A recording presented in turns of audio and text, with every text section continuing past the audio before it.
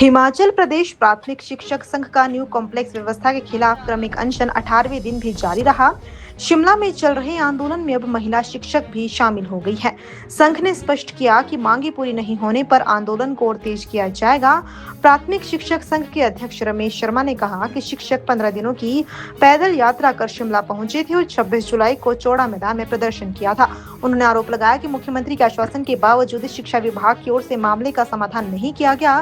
5 अगस्त को हुई समीक्षा बैठक भी बेनतीजा रही।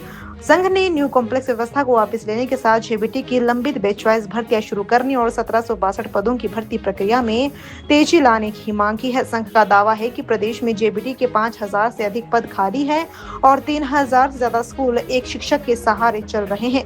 शर्मा ने चेतावनी दी कि मांगों पर जल्द निर्णय नहीं हुआ तो आंदोलन को और उग्र किया जाएगा। 18 दिन का क्रमिक अनशन हो चुका है। 15 दिन की पैदल यात्रा प्राथमिक शिक्षक संघ ने की है और 26 तारीख को एक विशाल धरना प्रदर्शन भी चौड़ा मैदान में हुआ है। उसके बावजूद माननीय मुख्यमंत्री हिमाचल प्रदेश ने धरना स्थल पर आकर एश्योरेंस दी और हमें पूर्ण विश्वास भी है कि मुख्यमंत्री महोदय ने जो आश्वासन दिया है वो पूरा होगा। और हम तो ये उम्मीद करते हैं कि उन्होंने 5 सितंबर की बात की थी, लेकिन हमें आशा 15 अगस्त की है कि 15 अगस्त को हिमाचल प्रदेश के जो हजारों प्राथमिक शिक्षक हैं या प्राथमिक शिक्षा से जुड़े लोग हैं, चाहे वो रिटायर्ड टीचर्स हैं, चाहे प्राथमिक शिक्षा से जुड़े हुए मिड डे मील वर्कर्स हैं, मल्टीटास्क वर्कर्स हैं, चाहे इसके अंदर जो जेबीटीज बेरोजगार हैं जिनकी नौकरी के ऊपर खतरा है, या दूसरे लोग हैं, तो सभी को मुख्यमंत्री की ओर से राहत मिलेगी और 15 अगस्त को ही न्यू कॉम्प्लेक्स सिस्टम के ऊपर विड्रॉल की घोषणा जो है मुख्यमंत्री महोदय करेंगे। ये हमें पूर्ण आशा है।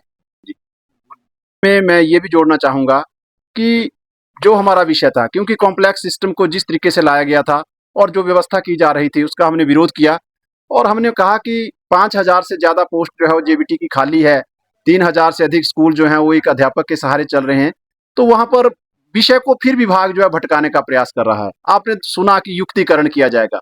युक्तिकरण वहाँ होता है जहाँ पोस्टें जो हैं वो सरप्लस हों। यहाँ तो व्यवस्था ये है कि स्कूल चलाना ही मुश्किल हो रहे हैं, स्कूल बिल्कुल बिना अध्यापक के हैं, तो युक्तिकरण वगैरह कुछ नहीं होने वाला है। इससे कुछ कहीं भी जो है सरप्लस टीचर नहीं है।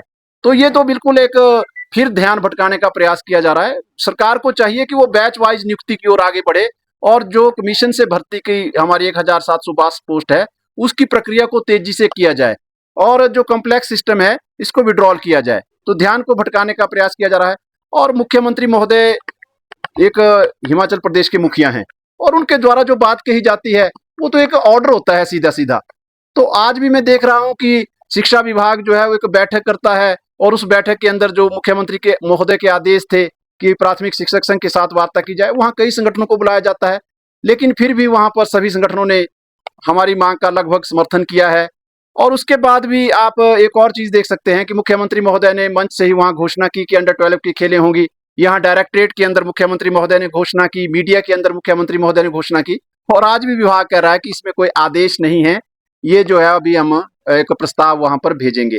कई अन्य विषयों के ऊपर भी लगातार ऐसा हो रहा है, तो ये एक समझ से परे का विषय है कि क्यों ऐसा हो रहा है।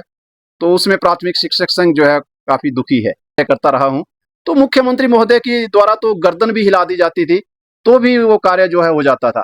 आज आपके सामने मुख्यमंत्री महोदय ने वहां चौड़ा मैदान में कहा कि जेबीटी से टीजीटी की प्रमोशन कर दी जाएगी, लेकिन आज भी वो फाइल वैसी पेंडिंग स्टेट के अंदर है। वहीं पर जो हमारे हेड टीचर प्रमोट होते थे, सेंटर हेड टीचर प्रमोट होते थे, डिप्टी डायरेक्टर लेवल पे किए जाते थे, वहां पे ध्यान भटकाने के लिए उस फाइल को जो है वो सेक्रेटरीट बुला लिया गया है दोबारा कि उसके चक्कर जो है डायरेक्टरेट और सेक्रेटरीट में लगेंगे।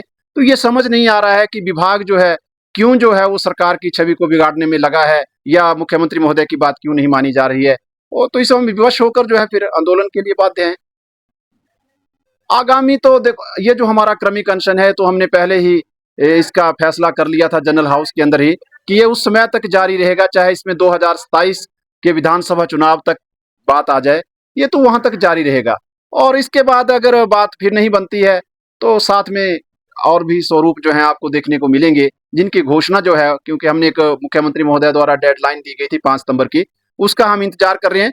लेकिन हम चाहते हैं, क्योंकि हमने छुट्टियों के अंदर आंदोलन किया था ताकि बच्चों की पढ़ाई के ऊपर इसका कोई असर ना पड़े, तो आज भी हम ये चाहते हैं कि कल से छुट्टियां समाप्त हो, आज खत्म हो रही हैं छुट्टियां, कल से स्कूल लगेंगे, तो जब अध्यापकों की मानसिक स्थिति ही ठीक नहीं होगी, शिक्षा विभाग के अंदर कार्य करने वाले लोगों की मानसिक स्थिति ठीक नहीं होगी, तो उसका बुरा प्रभाव जो है बच्चों की शिक्षा पर जरूर पड़ता है। हालांकि प्राथमिक शिक्षक संघ कोशिश कर रहा है कि कोई भी उनकी शिक्षा के ऊपर जो है दुष्प्रभाव ना पड़े, लेकिन फिर भी कुछ ना कुछ प्रभाव जरूर पड़ता है। तो हमारी कोशिश यही थी कि इसी के दौरान ये हो जाता। जो 5 आप बैठक की बात करे थे 5 अगस्त को, वो पहले बैठक रखने में ही देरी की गई और अब बैठक की रिपोर्ट देने में देरी की जा रही है और रिपोर्ट के अंदर भी हमें कुछ आशंकाएं हैं कि सही रिपोर्ट जो है वो नहीं दी जाएगी।